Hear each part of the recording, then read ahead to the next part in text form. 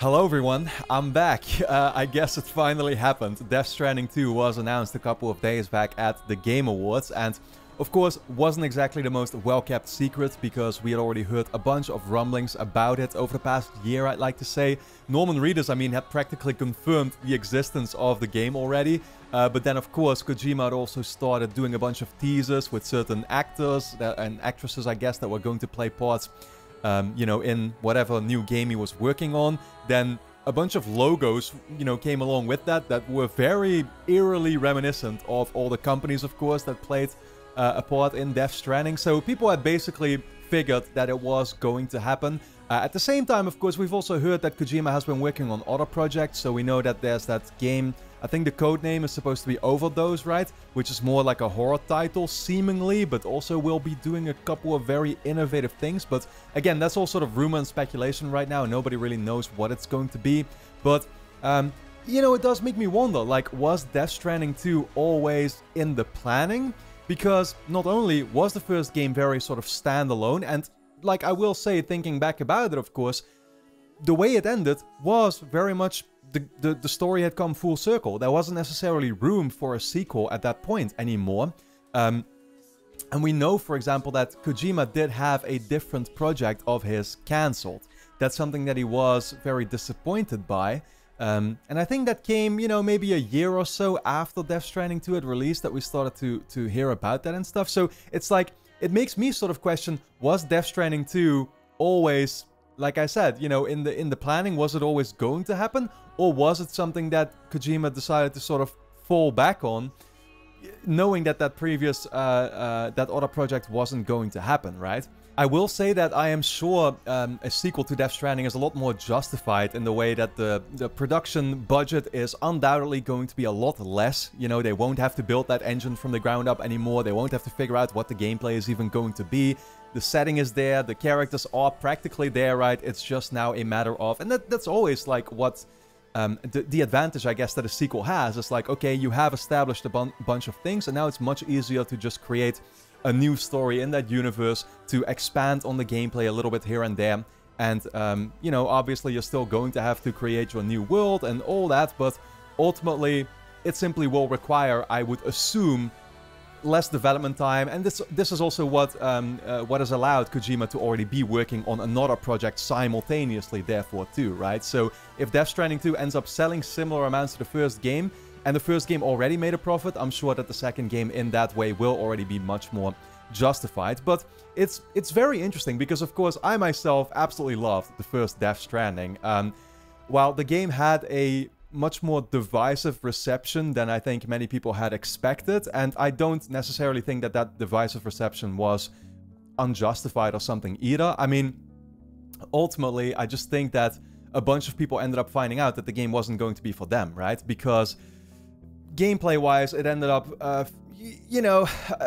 going a little bit against the grain, I guess, in not putting that much of a reliance on combat, for example, right? You still had some stealth components, you still had some gunfights, when you got a little further into the game, but traversal was the core gameplay component of that game, for sure, right? And therefore, the narrative was essentially shaped around it that it was a walking simulator. Again, I'll be the first person to say that that wasn't necessarily unjustified and that you couldn't possibly call it a walking simulator. It's of course up to us whether we actually think that that's a bad thing, right? I think, walking simulator, the term, of course, is looked at generally as very negative, and it means that the game is repetitive and that there's not a lot, to it, which... That's the part that I would disagree with. I think the way that they actually fleshed out the traversal in this game, that's kind of the problem that, the whole debacle around it created, is that people weren't opening themselves up to actually seeing then what was standing out so much about it, right? How cool it was that you actually had to select your own equipment, but selecting too much meant, well, you had to be carrying all that with you too, so you carried the consequences of those actions. The social elements, of course, where everybody around you was basically helping you out by building a bunch of bridges and leaving ropes, on top of mountains to ease your own experience traveling from one place to the next. Death Stranding just had such an addictive gameplay loop of wanting to build that network, to, you know, to place those zip lines so you actually had a much easier time going over the icy mountains. And then at the same time, of course, wanting to take on as many quests as possible simultaneously, so you were just carrying a bunch of packages all at the same time, delivering and you know, at different subsections, I guess, so you could just rack up as much XP as possible and level your character up in that way. I absolutely loved it, and I can't stress that out enough. The moment you start to understand that is the moment where you'll simply become absolutely hooked to it. But at the same time, of course, there's plenty of other things to appreciate about it. You know, the super creative storytelling, the fantastic presentation, Kojima's just all-out craziness in being creative and coming up with these absolutely wild concepts. I get it. It's super hard to explain, I think, especially to... It's funny because I would almost say that, like, this is sort of a almost cultural difference I'm starting to just become much more aware of between, I guess, you know, Japanese products and then sort of the Western audience, right, too. I myself, for example, this year have started getting into anime for the first time, and I always had these preconceived notions about anime that, like, oh, it's just weird, and obviously, you know, there are some shows that can sort of give you the wrong impressions, I guess, but like the moment I started really delving into it is the moment I started understanding that, like, holy shit, the storytelling in some of these shows are on a level I have actually not seen in so many Western, you know, products anymore nowadays, and it's literally everything that I've been missing about, yeah, about the great shows and great games that I play nowadays, right? And Death Stranding in that way is very similar, where, like, go and explain to somebody what timefall is. That, like, oh, age is actually accelerating your aging process, and then that there's bridge babies that allow you to connect from the world of the living to the dead. All these things sound completely bizarre, and it's something that you'll have to grow an appreciation for. But I think what I loved about Death Stranding ultimately was the fact that the story did make sense, and that once I had finished my entire journey, which I think added up to a total of about 70 hours, I actually understood what it was trying to tell. I understood how the story had come to an end and how everything had, you know, become full circle. I was able to explain what the game was about, even though some of the actual elements there are, of course, a lot harder to put into words, if that makes sense. Now, that's one of the conclusions that I think I've started to realize, is that the existence of this sequel, I think it's going to be a net positive for the reception to the series overall, where I'm already noticing now that, like, a bunch of people are seeing others get excited for Death Stranding 2, right? They're seeing how there was a large portion of people that loved the first game and now really wants to, of course, get excited for the second one, and they sort of start feeling this FOMO of, like, oh shit, I ended up dropping the game early on and I wasn't really eager to see what it was about anymore after that. Or, of course, there were a bunch of people that never ended up getting it in the first place because of what they had heard about it initially when the reviews had dropped. And so now it's like, okay, again, they're feeling like they're going to be missing out or something. It's making them want to actually go back. The game is cheap, you know, you can... I mean, it's still early in the generation, sometimes there's these dry periods, you don't have anything to play, and it's like, now knowing that there is a second game is already making people go back to then actually play the first one so that they'll know, you know, whether they should get into the second one or not, right? It's always... Yeah, you can tell that some games do end up having these longer legs, I guess, or they do end up getting appreciated more as time passes by compared to when they actually come out. I think Death Stranding is very much going to be one of those situations. Now, I will say, speaking about Death Stranding 2, it's like, I have no doubt in my mind, and I don't even think it's going to be a negative if they do end up focusing a little bit more on making it, I guess, more of a gaming experience, right? Adding in extra combat, gamifying some of these elements a little bit. Like, Death Stranding 1 undoubtedly had some flaws, and I was the first person to be pointing those out in my... Like, I did a huge critique video for it at the time, which you should probably, you know, check out if you want to, but... Like, I was the first person to point out how it had, for example, boss fights. I thought they were absolutely terrible, in all fairness. There was the whole mechanic, for example, of like, oh, if you actually die and get grabbed by one of these BTs, it creates this huge crater, right? They had already revealed this mechanic practically from the very start when it was announced, and that had seemed so fascinating to me. It's like, oh man, all your actions in gameplay have consequences to this world, right? And then I actually ended up beating Death Stranding to find out, like, oh shit, I never actually died in this game. And then I had to find out manually that, like, oh, getting grabbed by a BT, yeah, I did actually end up creating that crater, but the game was just so ridiculously easy. It always allowed you a way out of, for example, if you got grabbed by the BTs, you could just tap a certain button, I think it was, and just trudge your way out of the zone. There was no challenge to that whatsoever.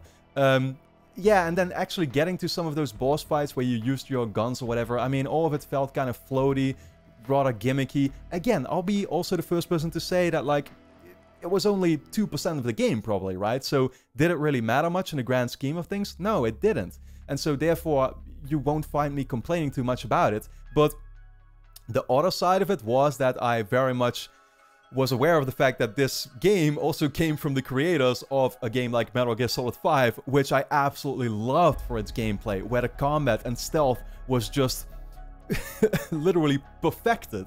You know, the engine, the Fox engine that they used there, all the gameplay mechanics, my god, so satisfying. And then Death Stranding just, yeah, what it actually did similar to Metal Gear Solid 5, it wasn't really as good at it. So I hope that with Death Stranding 2, they will actually try to improve on that combat. They'll make it a little bit more of a presence in the game. They'll balance out, I guess, the different core mechanics better.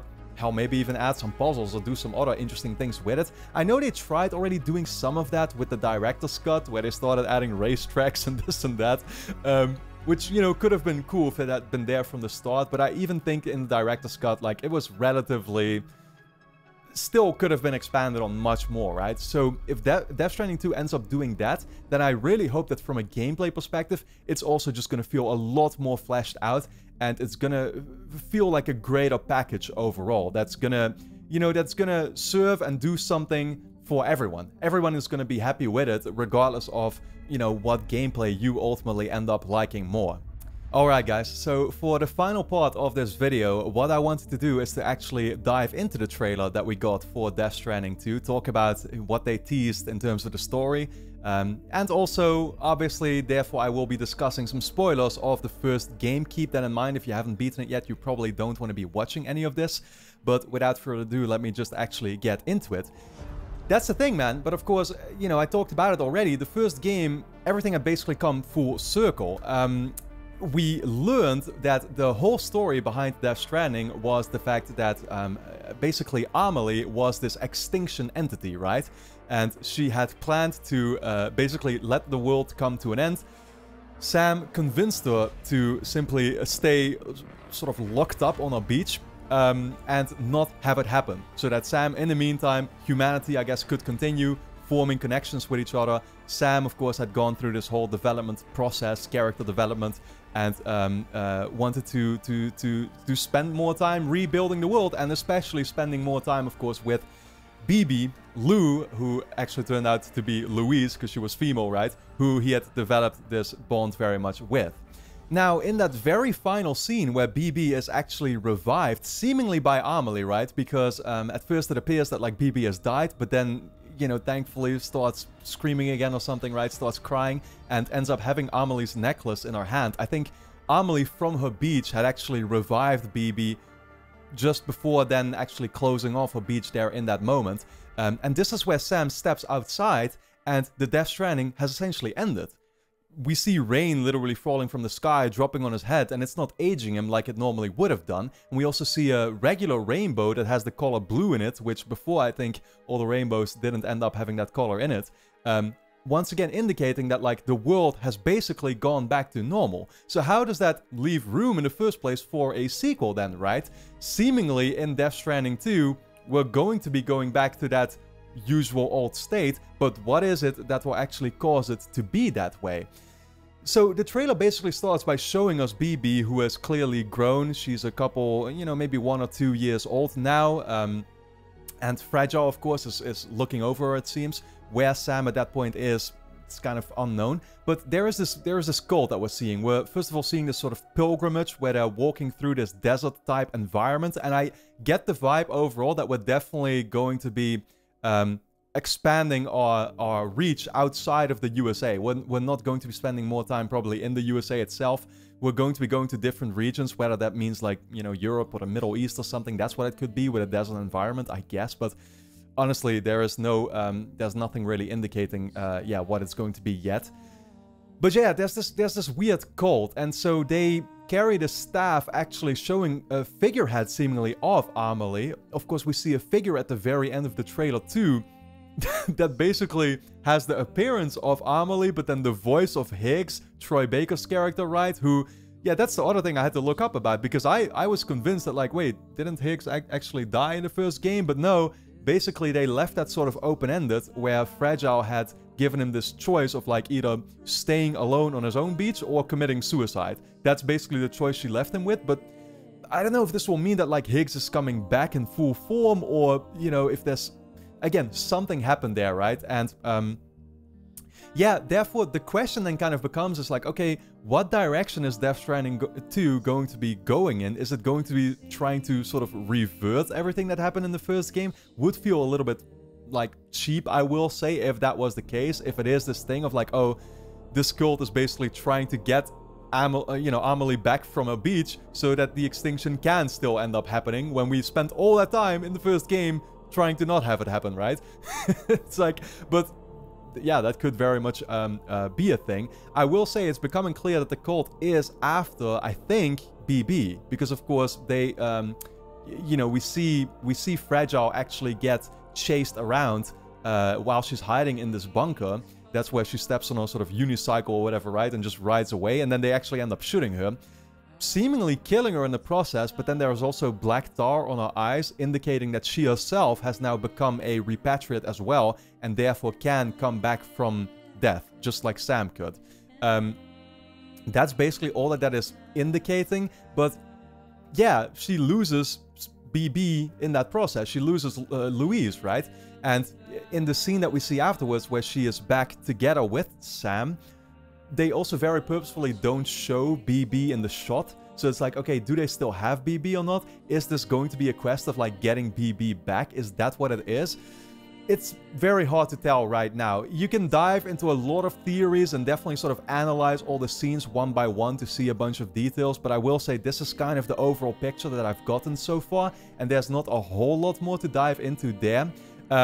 One thing that has become clear is, like, Fragile and Sam have probably partnered up, and they've created this certain drawbridge company, which we already saw the logo of a long time ago. This is the huge, seemingly Metal Gear inspired machine that we see, you know, rising up from the tar. That, yeah, I don't know what they're going to be using that for. I don't know if it's going to be used to go overseas and go to different environments. Maybe the cult resides in a whole different part of the world.